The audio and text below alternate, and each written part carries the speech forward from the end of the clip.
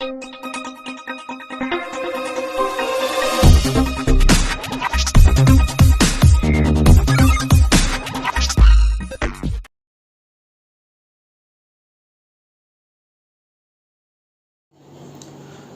this is Veda from Equity Trade Education.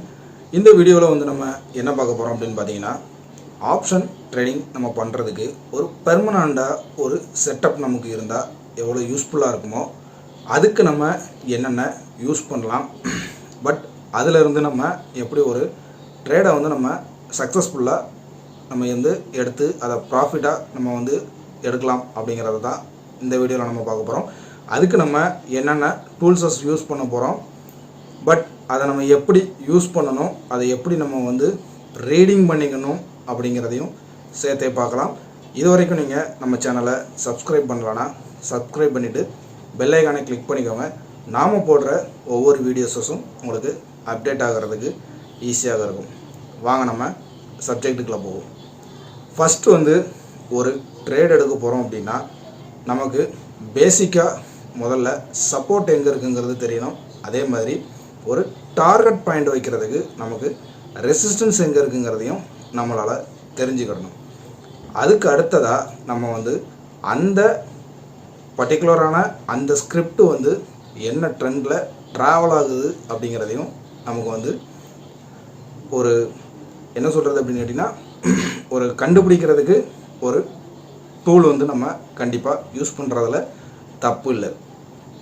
அதுக்கப்புறமா நம்ம அந்த ட்ரெண்டு எதில் ட்ராவல் ஆகுது, ஸோ நமக்கு ஒரு என்ட்ரி பாயிண்ட்டு எந்த இடத்துல கிடைக்கும், ஸோ இந்த விஷயங்கள் எல்லாத்தையுமே நமக்கு ஒரு சேர நமக்கு வந்து அமைஞ்சதுன்னா அந்த ட்ரேடு வந்து நமக்கு ஒரு சக்ஸஸ்ஃபுல்லாக அமையும்.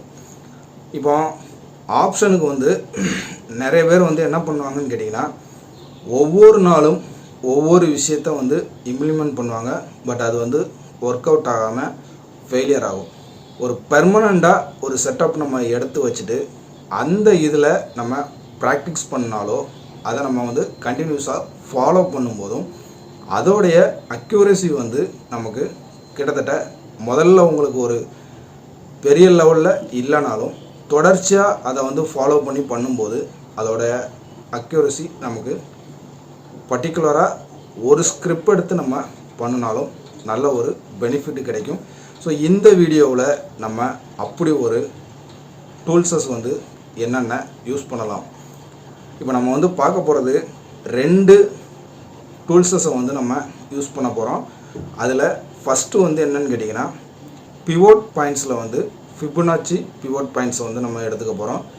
ரெண்டாவதாக வந்து என்னென்னு கேட்டிங்கன்னா, எல்லாருக்குமே பரிச்சயமான ஒரு இண்டிகேட்டர் தான் மூவிங் ஆவரேஜ். ஸோ இந்த மூவிங் ஆவரேஜில் நம்ம என்ன பீரியட் எடுத்து நம்ம அதை யூஸ் பண்ண போகிறோம், பிவோட் பாயிண்டை வச்சு நம்ம சப்போர்ட் அண்ட் ரெசிஸ்டன்ஸை வந்து எப்படி நம்ம ப்ரெடிக்ட் பண்ணிக்கலாம், அதை எப்படி நம்ம டார்கெட்டுக்கு நம்ம வந்து யூஸ் பண்ணலாம், அதே நேரம் ஸ்டாப் லாஸுக்கு அதை வந்து எப்படி யூஸ் பண்ணலாம் அப்படிங்கிறத நம்ம வந்து சார்ட்டில் பார்ப்போம். இது வந்து எந்த ஒரு அனலைசிஸ் வீடியோவும் கிடையாது.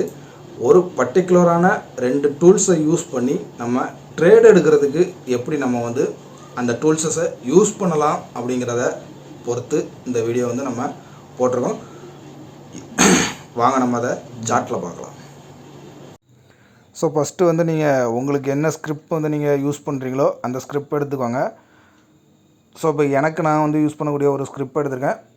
இதில் வந்து டைம் ஃப்ரேம் வந்து நீங்கள் 15 மினிட்ஸ் இல்லைனா 10 மினிட்ஸ் எடுத்துக்கிறது பெட்டர் சாய்ஸாக இருக்கும். இப்போ நம்ம இண்டிகேட்டரில் போய்ட்டு பிவோட் பாயிண்ட்டுன்னு சொல்லி டைப் பண்ணுங்கள். பிவோட் பாயிண்ட் ஸ்டாண்டர்ட்னு வரும். ஸோ அதை ஓகே கொடுத்துக்கோங்க. கொடுத்துட்டு ரெண்டாவதாக வந்து நீங்கள் என்னென்னு கேட்டிங்கன்னா, அதில் செட்டிங்ஸ் ஆப்ஷனில் போய்ட்டு டைப்புன்னு இருக்கும், அதில் ஃபிபொனாச்சின்னு சொல்லி மாற்றிக்கோங்க. ஆட்டோன்னு இருக்கும் பீரியட், அதை வந்து வீக்லின்னு சேஞ்ச் பண்ணிக்கோங்க. சேஞ்ச் பண்ணிவிட்டு ஓகே கொடுத்துட்டிங்கன்னா உங்களுக்கு வந்து பிவோட் பாயிண்ட் செட்டப் ரெடி ஆகிடும். அடுத்ததாக நம்ம மூவிங் ஆவரேஜை வந்து நம்ம எடுத்துக்கலாம். ஸோ மூவிங் ஆவரேஜ்னு டைப் பண்ணிங்கனாலே உங்களுக்கு சிம்பிள் மூவிங் ஆவரேஜ் வந்துடும். ஸோ இதில் வந்து நம்ம என்ன பண்ண போகிறோன்னா, செட்டிங்ஸில் போய்ட்டு பீரியட் வந்து 50 பீரியட் வந்து நம்ம எடுத்துக்கிறோம். ஸோ நீங்கள் ஸ்டைலுக்கு கலர் வந்து நீங்கள் என்ன கலர் வேணாலும் உங்களுக்கு பிடிச்சது நீங்கள் வந்து சூஸ் பண்ணிக்கோங்க. சூஸ் பண்ணிவிட்டு ஓகே கொடுத்துக்கோங்க. பட் இப்போ நமக்கு செட்டப் வந்து ரெடி ஆகிடுச்சு. இப்போ நம்ம இதில் வந்து சப்போர்ட் அண்ட் ரெசிஸ்டன்ஸ் நமக்கு வந்து கிளியராக நமக்கு வந்து ப்ரெடிக்ட் பண்ணி கொடுத்துருச்சு. ஒரு வீக்கில் வந்து நமக்கு எங்கெல்லாம் நமக்கு சப்போர்ட் இருக்குது அப்படின்ட்டு.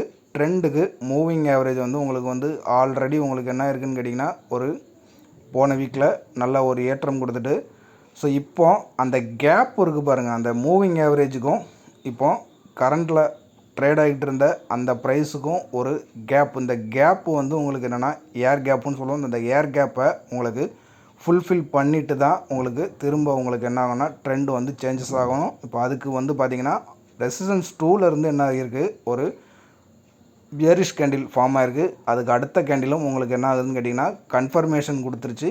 அதுக்கப்புறம் அங்கேருந்து உங்களுக்கு கிளியராக கீழே நல்ல ஒரு இறக்கம், ரெசிஸ்டன்ஸ் 1 வரைக்கும் வந்திருக்கு. மறுபடியும் ஒரு ரிவர்சல் கொடுத்துட்டு உங்களுக்கு அந்த ட்ரெண்டு வந்து சேஞ்சஸ் ஆகிற வரைக்கும் உங்களுக்கு வந்து என்னென்னா அந்த லெவல்ஸில் வந்து ஒரு சைட்வேஸ் ட்ராவல் ஆகும் உங்களுக்கு. அதுக்கப்புறமா வந்து பார்த்திங்கன்னா ட்ரெண்டு சேஞ்சஸ் ஆகிட்டு உங்களுக்கு என்ன ஆகுதுன்னா ரெசிஸ்டன்ஸ் 1 வந்து கட் பண்ணி கீழே வந்து ஒரு க்ளோசிங் நடக்குது, ஒரு லாங் பியரிஷ் கேண்டில். அதுக்கப்புறம் வந்து பார்த்திங்கன்னா உங்களுக்கு அடுத்த கேண்டிலும் அதே இதை உங்களுக்கு கன்ஃபர்மேஷன் பண்ணுது. அதாவது R1, அதாவது ரெசிஸ்டன்ஸ் 1 பிரேக் பண்ணாமல் கீழே இறங்கி பிவோட் வரைக்கும் உங்களுக்கு வந்து டார்கெட் கொடுத்துருச்சு. அதுக்கப்புறமா நமக்கு வந்து என்னென்னு கேட்டிங்கன்னா அந்த ட்ரெண்டு வந்து உங்களுக்கு இன்னும் சேஞ்சஸ் ஆகாமல் ட்ராவல் ஆகிட்டு இருக்குது. உங்களுக்கு அந்த இடம் பர்டிகுலராக வந்து பார்த்திங்கன்னா மறுபடியுமே வந்து உங்களுக்கு ஒரு சைட்வேஸில் தான் உங்களுக்கு ட்ராவல் ஆகும்.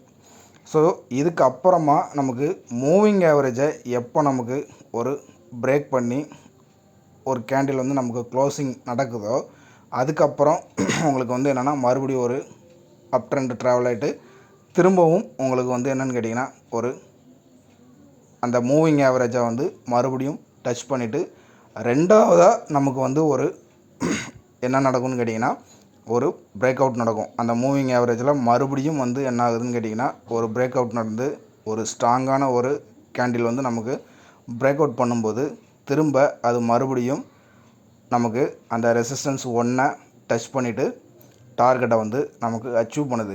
இப்போ இதில் வந்து நம்ம என்ன பார்க்கணும் அப்படின்னு கேட்டிங்கன்னா மூவிங் ஆவரேஜஸ் வந்து ட்ரெண்டையும் ஃபாலோ பண்ணும், அதே நேரம் என்ட்ரி பாயிண்ட்டுக்கும் நம்ம மூவிங் ஆவரேஜஸை வந்து எடுத்துக்கலாம். நமக்கு டார்கெட் பாயிண்ட்டுக்கு வந்து பிவோட் பாயிண்ட்டை வந்து எடுத்துக்கலாம். அது டவுன் சைடாக இருந்தாலும் சரி, அப் சைடாக இருந்தாலும் சரி, நம்ம ட்ரெண்ட் ட்ராவலிங்கில் வந்து கரெக்டாக நம்ம ஃபாலோ பண்ணும்போது அது நமக்கு வந்து ஒரு சக்ஸஸ் ரேஷியோ கொடுக்கும். இதே செட்டப்பை நம்ம ஆப்ஷன் சார்ட்லேயும் யூஸ் பண்ணிக்கலாம். இதை ட்ரை பண்ணி பாருங்கள். உங்களுக்கு யூஸ்ஃபுல்லான ஒரு வீடியோவாக இந்த வீடியோ அமைஞ்சிருக்கும்னு நினைக்கிறேன். உங்களுக்கு பிடிச்சிருந்துச்சுன்னா லைக் பண்ணுங்கள், நம்ம சேனலை சப்ஸ்கிரைப் பண்ணுங்கள், உங்களுடைய நண்பர்களுக்கும் ஷேர் பண்ணுங்கள். தேங்க்ஸ் ஃபார் த வாட்சிங்.